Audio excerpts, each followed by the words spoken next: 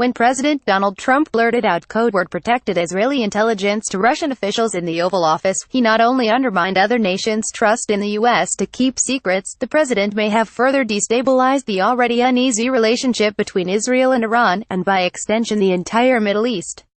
Vanity Fair published an essay on Wednesday by author and journalist Howard Blum detailing the chain of events inadvertently set off by Trump's loose lips.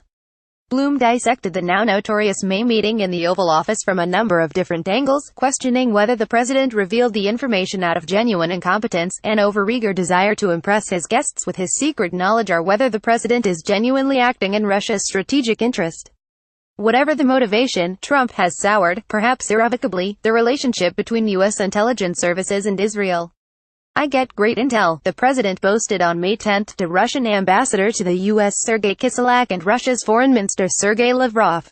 "I have people brief me on great intel every day."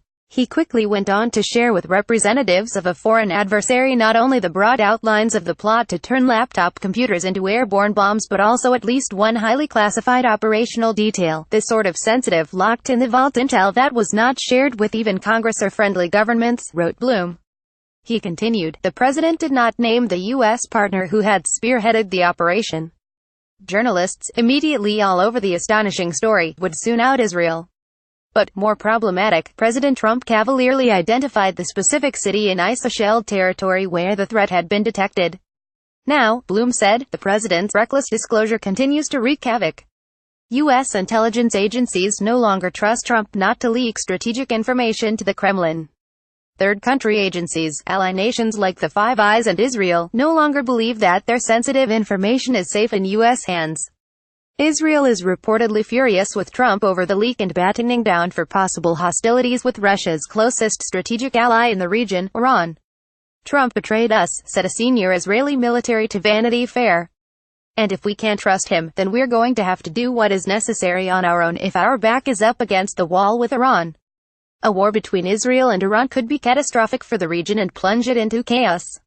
Experts say that by now the Russians have handed the intelligence to Iran. That nation will have done everything in its power to run down the source of the leak and identify the source. What, then, was the fate of Israel's agent in Syria? Blum asked. Was the operative exfiltrated to safety? Has he gone to ground in enemy territory, or was he hunted down and killed? An ex-Mossad officer with knowledge of the operation and its aftermath declined to tell Blum, but would only say, "Whatever happened to him, it's a hell of a price to pay for a president's mistake." Read the report here.